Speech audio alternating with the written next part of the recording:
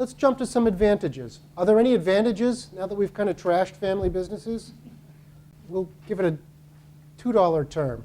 We'll call one of them social capital. I know my team members. I trust them. These are people, I would trust with my life. I leave the checkbook with them. I leave the cash drawer with them. They're not going to steal from me. Reciprocal altruism is part of Theory Y. There's Theory X and Theory Y. Are people familiar with that? Theory X is, sort of the philosophy. You familiar with that? Yeah. Theory X is like the bad stuff, and Theory Y is like the innovative and then like positive. Yeah, it's all the good stuff. So All the good stuff. X theory is, you have to beat your employees to get them to do anything. They're all lazy and, don't do anything. And the Theory Y is they're all there for the right reasons. They're hard workers. They're in it for the good of the lodge. They're here to work hard because all boats rise with the tide. And they know this. They're here to work hard. And when they work hard, the team wins. So it's all about us and the team. It's all good. So we think our family members are there for all the right reasons. My favorite one here is patient capital. Are people familiar with that concept? Patient capital? Who's not familiar with it? Patient capital is a huge asset to a family business. All you hear now is about quarterly reports. If you're the CEO of a public company, you're squeezed every 13 weeks. What's happened in the last 13 weeks?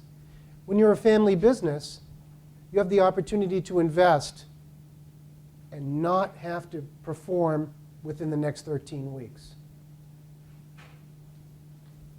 So patient capital is somebody that will put their money in for the long haul. And the long haul doesn't mean this year. It might not even be this decade. Have you seen that? So I'll give you one example. One of the members of our center, they own a farm stand. So they're a local, just outside of Boston farm stand. They bought hundreds of acres up in New Hampshire in the 50s with the intent of the next generation moving up there. So they haven't developed this land yet. Can you imagine what it would be like to compete with somebody that has their largest asset? And if you wanted to compete with them, your largest expense was paid for years ago. How would you compete against them? They put money in. It's all gone. It's paid for. If you wanted to compete with them, you'd be at a huge cost disadvantage. They would have absolutely zero cost for doing business up in that area. Well, they'd have cost for doing business, but not for the acquisition of land. You'd spend millions, hundreds of millions, to compete with them. You'd be at a significant disadvantage. Can you think of any other patient capital concepts? Value investment. Warren Buffett. Like Warren Buffett does, same thing. Exactly. Who do we have to report to? I just have to report to myself. Oh, I thought that was a disadvantage. It's kind of the irony here.